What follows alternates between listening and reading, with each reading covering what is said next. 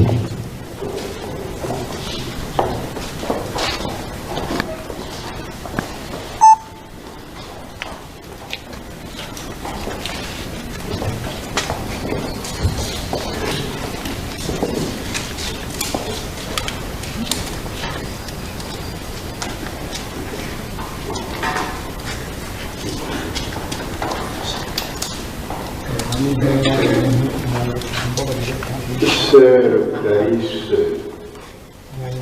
que demandes-tu à Dieu et à son Église? La grâce de faire ma confession perpétuelle dans la congrégation des Sœurs Oblates et de l'Assomption religieuse et missionnaire. Est-ce de votre propre gré et en toute liberté que vous avez fait cette demande et cette démarche? Oui, c'est librement. Que Dieu le Père Tout-Puissant vous aide par sa grâce et que le Christ, son Fils, vous guide par sa parole et sa lumière. Amen. Comment t'as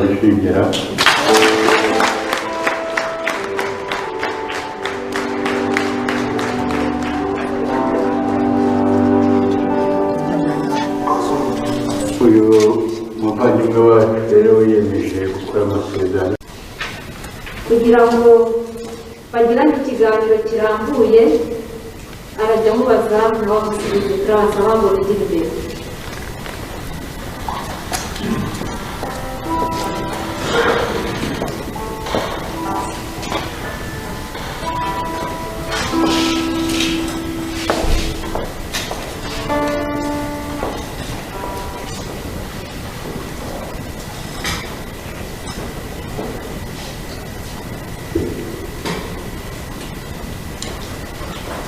Ma sœur, tu as exprimé ta demande, celle de t'engager définitivement dans notre congrégation des Sœurs Oblates de l'Assomption religieuse missionnaire.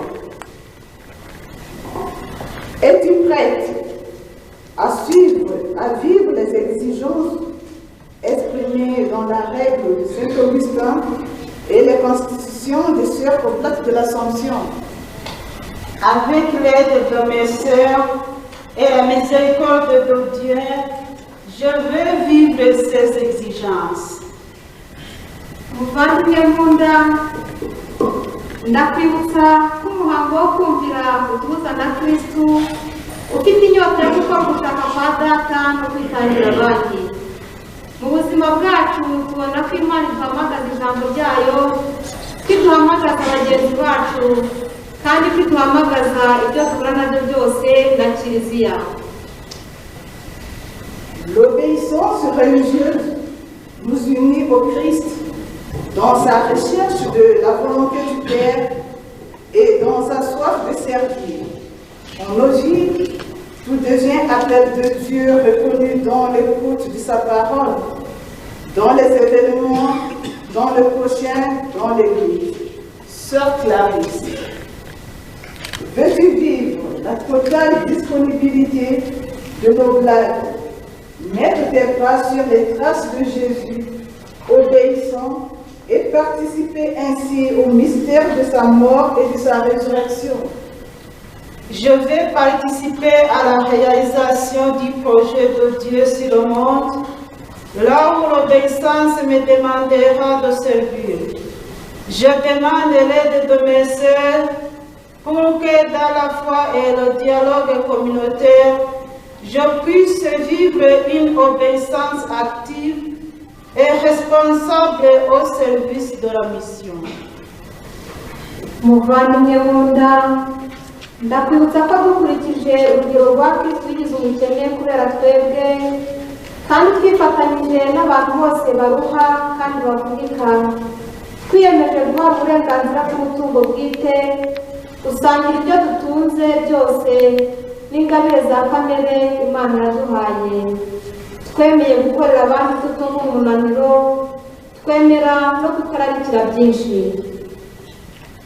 À l'imitation du Christ qui s'est fait pauvre à cause de nous et dans un esprit de solidarité avec tout homme qui lutte et peine dans le monde, nous acceptons le renoncement à la libre disposition de nos biens, la mise en commun de nos ressources et de nos talents, la fatigue du travail, la limitation de nos besoins et de partage.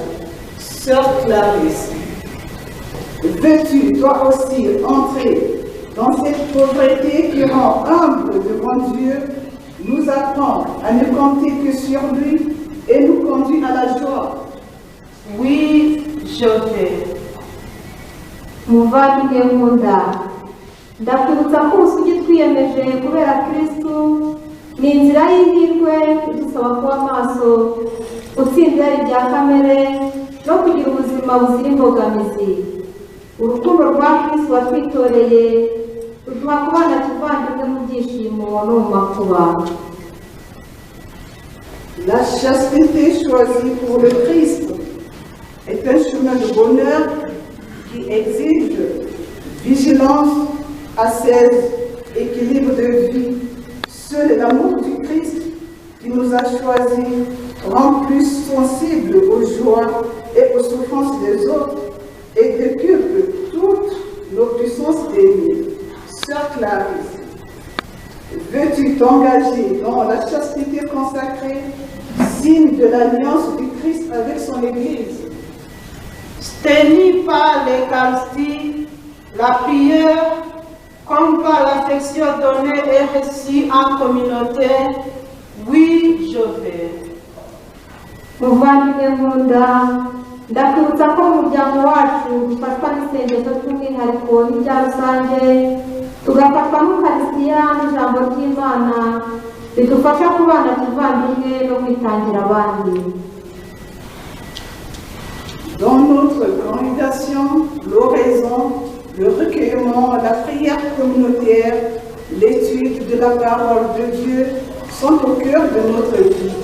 Sœur Clarisse, veux-tu chaque jour, avec le Christ et à l'exemple de la Vierge Marie, vivre cette contemplation apostolique pour louer Dieu, pour vous laisser transformer par lui, pour le connaître en œuvre dans le monde, afin d'être capable de l'annoncer? Oui, je vais accueillir et célébrer l'action de Dieu en moi, dans ma communauté et dans le monde. Muvandimwe nkunda, ndakwibutsa ko kubana neza n'abandi ari ingenzi mu buzima bw'umugorate de l'Assomption, mu mirimo akora ya buri munsi, yita ku bavandimwe, agatera aho bari kumwe kwishima. Ibyo byose bigakorerwa mu kwemera kumutera imbaraga, ubutwari n'ubugwaneza. La vie communautaire internationale est essentielle à notre vie oblate. Dans son œuvre de réalité quotidienne, faite de service, d'attention à d'autres différentes de moi, de dons joyeux aux autres, elle est à vivre au niveau de la foi, qui requiert support, patience et délicatesse. Sœur Clarisse, es-tu prête à vivre l'internationalité avec vos sœurs dans la simplicité, la cordialité, comme le recommandait le père Emmanuel Dalzon, notre fondateur, aux premières oblates? Pour que ma communauté soit témoin de l'Évangile, lieu du partage, de pardon, de confiance mutuelle, de charité vraie. Oui, je suis prête. muvandimwe nkunda ndakwibutsa ko twebwe abiyereka Imana b'abamisiyoneri dukora kugira ngo ubwami bwa Kristo busakare muri twe no ku isi hose, twamamaza inkuru nziza duharanira ubumwe bw'abakristu, bityo buri muntu ashobore kumurikirwa n'ivanjiri mu mibereho ye. Religieuses missionnaires, nous travaillons à promouvoir le règne du Christ en nous et dans le monde d'aujourd'hui, en restant fidèles aux 4 finalités de nos origines. L'évangélisation dans tous les pays du monde, l'unité des chrétiens, le service des plus démunis, le souci constant de la croissance de l'homme dans l'esprit de l'Évangile. Sœur Clarisse, veux-tu faire vôtre cette parole de Jésus? Père, que ton règne vienne. Pour être plus spécialement prière de l'Église, à qui Dieu a confié le salut du monde, veux-tu devenir chaque jour fille du Père Emmanuel d'Alzon et de Mère Marie Corazon, en aimant le Christ, la Vierge Marie et l'Église, d'un amour surnaturel, hardi et désintéressé. Pour que l'amour de notre Seigneur Jésus-Christ et de nos frères et sœurs, oui, je peux. Muvandimwe Saint Clarisse, wahisemo kuba umuryango w'Oblate de l'Assomption w'abogezabutumwa ku isi hose kugira ngo itegeko ngengabuzima rya Mutagatifu Augustine rigenderaho rigufashe mu nzira yo kwiyegurira Imana.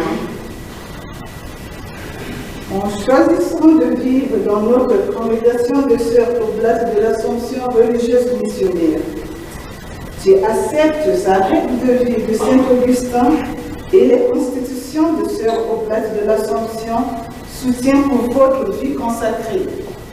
Oui, j'accepte. Muri aka kanya tugiye kuririmba ibisingizo by'abatagatifu.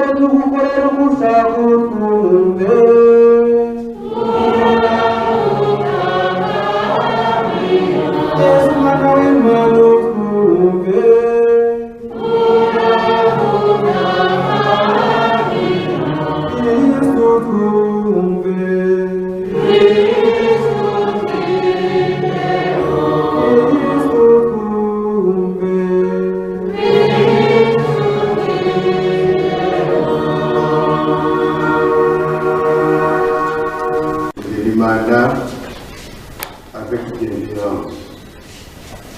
Élevé aujourd'hui devant l'Église, de consacrer sa vie en professant les conseils évangéliques, que sa manière de vivre rende gloire à ton nom et serve pour le salut du monde. Nous te le demandons par Jésus, ton Fils, notre Seigneur. Amen. Muri aka kanya umubikira Saint Clarisse Ugemimana agiye gupfukama imbere ya bamwe mu bahagarariye Provincial mu Rwanda kugira ngo akore amasezerano ye ya burundu.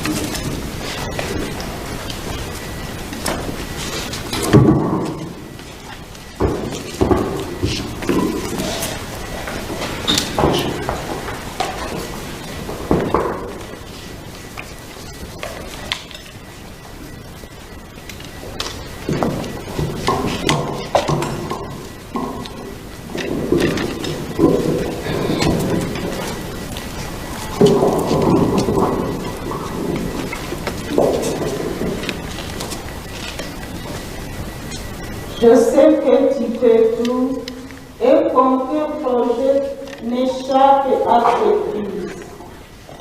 Job, chapitre 42, verset 2. En présence de la très sainte Trinité et sous la protection de la bienheureuse Vierge Marie, entre vos mains seules stériles, auteur, au grand, représentant la supérieure générale, Saint Felicia George.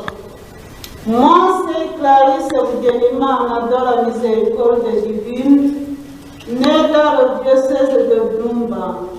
Je fais la profession de paix de religion.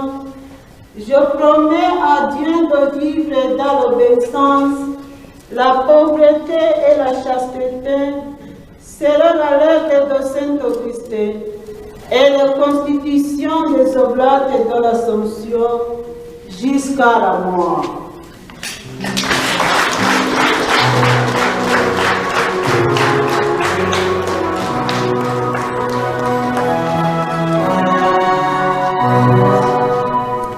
Par la responsabilité qui m'a été confiée au nom de la congrégation, je reçois ces vœux que tu viens de mettre dans la famille religieuse des Sœurs Oblates de l'Assomption religieuse missionnaire. Que Dieu unisse ton offrande au sacrifice du Christ et te rende capable de vivre en plénitude jusqu'à la fin de ta vie sur terre. Amen.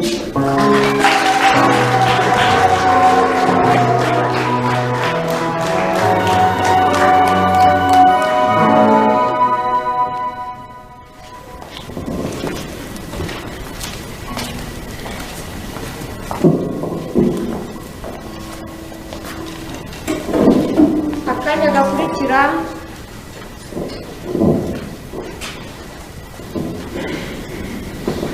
Seri Clarisse agiye kudepoza kuri amasezerano amaze gukora anabisinyire imbere y'imbaga y'abakristo bose.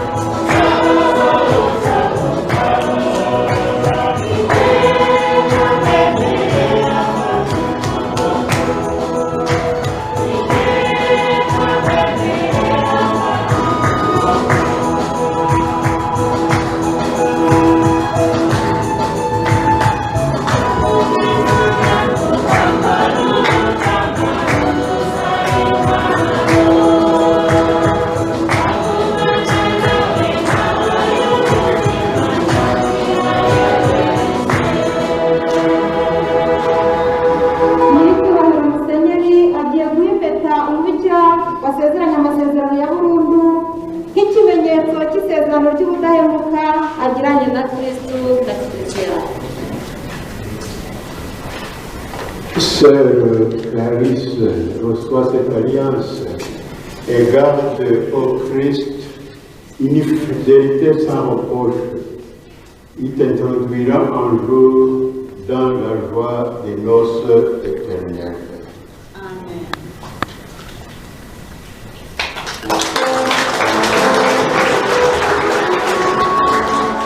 agiye kandi guhabwa umusaraba nk'ikimenyetso cy'urukundo agiranye na Kristo wumvira kugeza ku rupfu, bityo akitoza kubaho asanisha ubuzima bwe n'ubwa Kristo.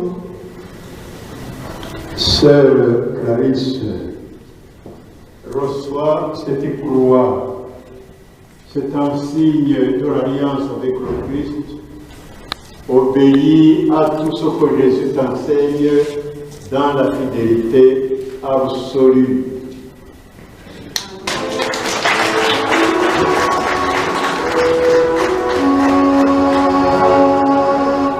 Arahabwa kandi n'urumuri rwaka kugira ngo amasezerano amaze gukora avugurure muri we inema z'abatisimu no kugira ngo urumuri ruzamumurikire ubuzima bwe bwose.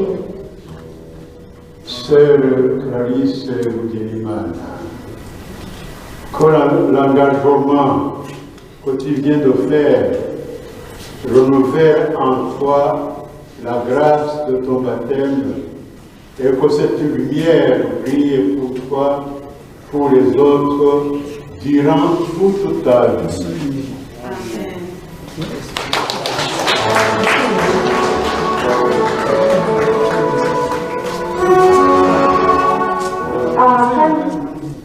akanya gakurikiyeho rero mama mukuru agiye kwakira Sœur Clarisse Bugirimana amubwira ati turakwakiriye mu muryango wacu uhereye mu dusangiye byose, yaba ari ibyishimo yaba ari no mu makuba.